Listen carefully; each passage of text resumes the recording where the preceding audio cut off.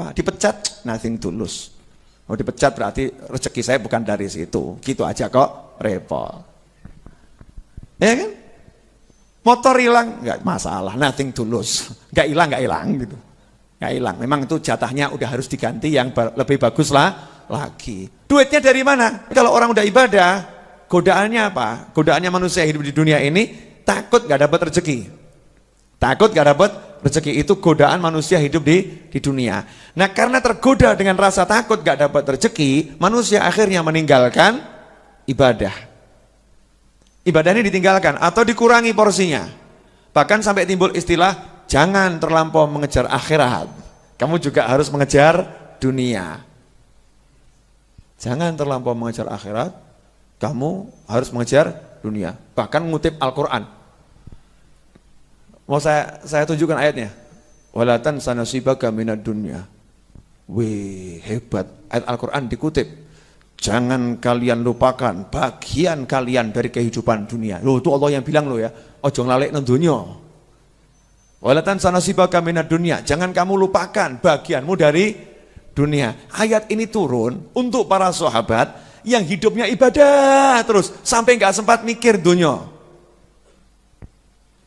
Ya, sampai nggak sempat mikir dunia. Diingatkan ada bagian di dunia ini yang halal untuk kalian, ya nikmatono gitu loh. Nah, sementara kita yang hidupnya dunia terus. Dunia terus. Ditanya sama orang, kamu ini gimana? Ayo ibadah. Allah udah bilang kok, jangan lupakan bagianmu dari kehidupan dunia. Ini kurang ajar. Salah meletakkan ayat Al-Quran ini. Salah dia, tidak begitu. Nah, ini kita ibadah maksimal, jangan takut sama rezeki. Udah, yang harus dilakukan kerja ya kerja. Ke sawah ya ke sawah, misalnya ke kantor ya ke kantor. Itu bukan upaya mendatangkan rezeki, bukan. Yang mendatangkan rezeki Allah, caranya terserah Allah. Bahkan orang yang beriman itu rezekinya apa ya? Gaib. Rezekinya gaib bagaimana? Enggak bisa diketahui. Allah udah bilang kok, wa may yattaqillaha yaj'al lahu makhrajan wa yarzuqhu min haitsu la yahtasib. Rezekinya enggak bisa dipikirkan, enggak bisa dinalar, enggak bisa dihitung-hitung. Itu orang yang beriman. Jadi kalau jenengan masih bisa ngitung rezeki jenengan, berarti imannya belum beneran. Kalau imannya udah beneran tuh rezekinya sebuah surprise. Tuh, dari sini tiba-tiba. Loh, surprise. Maka kalau banyak kejutan-kejutan dalam rezeki, ciri-ciri kita udah lumayan iman. Lumayan, baru lumayan. Udah lumayan. Ya. Kerjanya kerja. Masa gaji cuman 500.000 bisa beli mobil harga 500 juta? Aneh enggak? Gaji 500.000 bisa beli mobil harga 500 juta. Keren atau enggak keren nih? Keren. Ditanya, kamu kok bisa beli mobil harga 500 juta? Oh bisa, saya cuma diminta untuk bayar DP 500.000, sisanya dilunasi sama teman saya. Lah kok bisa? Enggak tahu, tanya aja sama dia. Rupanya Allah ngasih rezeki dia, ya dibelikan mobil gratis, cuma disuruh bayar uang muka 500.000, sisanya dibayar oleh temannya. Ya Allah yang ngasih kok. Surprise gitu kan. Wow, kok bisa? Oh ternyata hidupnya penuh ibadah. Dapat 500.000, dia senangkan ibunya, senangkan ayahnya, dia senangkan anaknya, dia senangkan pasangan hidupnya, dia senangkan musolanya, dia senangkan masjidnya, dia senangkan pesantrennya. 500.000-nya dibawa kemana-mana. Sementara kita 500.000, dia senangkan rokoknya.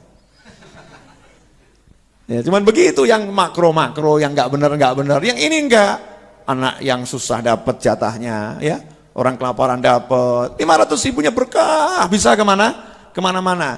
Ya layak toh dia hidupnya ibadah kok ya.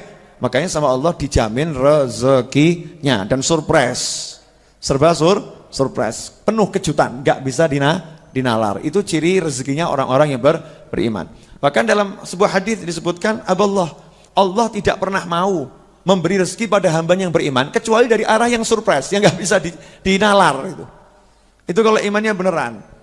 Nah kalau iman kita belum beneran ya makanya hitung-hitungan gaji sakmono ya bensasi sakmono gitu ya, nggak nambah. Tapi kalau yang beriman itu rezekinya surprise, gaji segitu ya dapatnya lebih dari gajinya.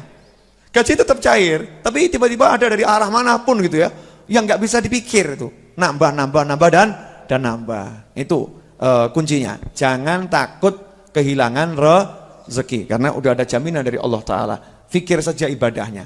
Nah kalau kita udah merubah pola pikir kita dalam hidup ini ibadah, hidup ini ibadah, semua gerak diam kita untuk ibadah, ojo khawatir, nothing to lose.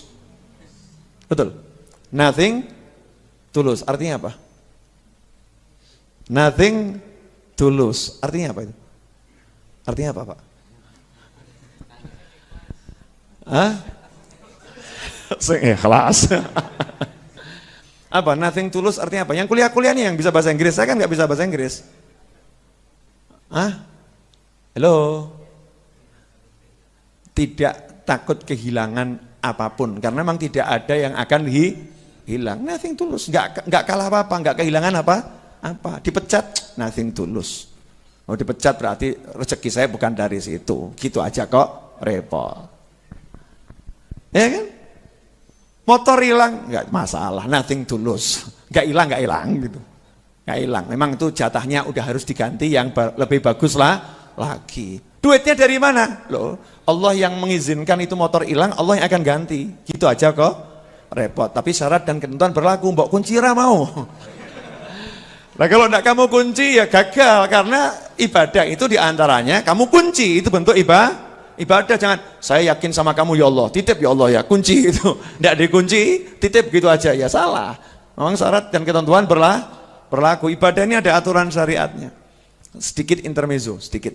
Kemarin dulu udah saya jelaskan, tapi sekarang mau saya ulangi lagi. Mumpung ingat tadi ini. Al-Barrul Karim, Allah itu maha baik dan Allah maha pemurah, dermawan. Ya, Allah maha baik. Coba bagaimana enggak baik? Saya minta maaf. Misalkan nih, salah satu teman nih ngomong sama saya, Bib, tolong Bib, saya titip motor saya dijagakan. Menurut teman saya yang lain nih, teman yang satu ini kurang ajar apa enggak kurang ajar? Kurang ajar. Kenapa? Masa Habibnya disuruh jaga motor? Ini sudah tamu mau belajar, Habibnya disuruh jaga motor. Kurang ajar kan? Kurang ajarnya luar biasa. Tapi kepada Allah Ta'ala, kalau kita begitu Allahnya senang. Ya Allah, tolong jagakan motor saya ya Allah. Tolong ya Allah, jagakan motor saya. Saya titip motor saya ya Allah. Tolong ya Allah, saya titip motor saya. Allahnya senang. Paham maksudnya kan? Allah ini kita titipi motor senang, padahal Allah gak butuh belas gitu loh. Ini suatu yang rendah, yang hina, donyo, ini ciptaan Allah semua. Kita titip sama Allah, Allahnya seneng. Sing kurang ajar awake dhewe, mosok titip motor sama Allah. Gitu kan? Tapi syariatnya begitu, suruh minta tolong sama Allah. Ya Allah, ihfadzuh. Engkau yang maha menjaga, tolong ya Allah jaga barang ini. Tolong ya Allah jaga barang ini. Itu karena maha baiknya Allah Subhanahu wa ta'ala. Coba Allah ngomong, coba Allah ya, untuk urusan barang-barang jangan pernah titip sama saya ya. Mumet awake dhewe. Pusing kita. Ini terlampau rendah loh kamu titip sama saya, ini hina. Jadi jangan titip sama saya. Ini enggak, justru kita disuruh nitipkan sama Allah. Minta perlindungan dari Allah agar dijaga oleh Allah. Allah mau ngurusi sampai bab pit motor jenengan diurusi sama Allah. Ya Allah saya titip mobilnya, ya Allah saya titip sepeda ontel saya. Sampai urusan sepeda ontel Allah dititipi pasrai, Allah mau ngatur, malaikat jaga itu malaikat. Begitu ada yang ngambil, karena udah dititipkan sama Allah, ada yang ngambil, Allah bilang sama malaikat yang lain, kirim motor yang lebih bagus lah lagi. Caranya bagaimana? Kasih tahu Pak Agus untuk belikan dia yang lebih baru. Lu misal gitu kan, tiba-tiba nggak tego, ini motornya apa? Hilang. Di mana? Pengajian. Sakno. Pak Agus ngomong sama teman-temannya, yuk kita urunan yuk belikan motor yang baru. Siapa yang gerakan? Allah Subhanahu wa ta'ala. Rupanya waktu parkir dia baca Bismillah. Kunci jebret gitu kan ya. Nggak ada kunci, titip sama Allah, syariatnya dijalankan, ibadahnya jalankan, rezekinya datang. Nah kita ya markir ya ora titip. Nggak loh? Ayo, siapa tadi yang markir motor titip sama Allah? Nggak ada loh. Asal geledak begitu saja kan? Gayanya, wah saya nggak cinta sama dunia, hilang nggak jadi masalah. Nyatanya hilang ya pikiran. Itu namanya bukan nggak cinta sama dunia, itu namanya kedunian luar biasa. Cuman gayanya tok. Gak perlu dikunci, gayanya begitu hilang mumet gitu. Syariatnya jalankan bukan karena kita takut kehilangan, karena itu ibadah gitu. Karena itu ibadah, dikunci. Letakkan di tempat yang baik itu karena memang ibadah. Itu ibadah. Jadi kita menjalankan suatu itu kalau ibadah, enggak usah takut kehilangan gitu loh. Enggak usah takut enggak dapat, mesti dapat. Pasti dapat sesuatu dari Allah Subhanahu wa taala.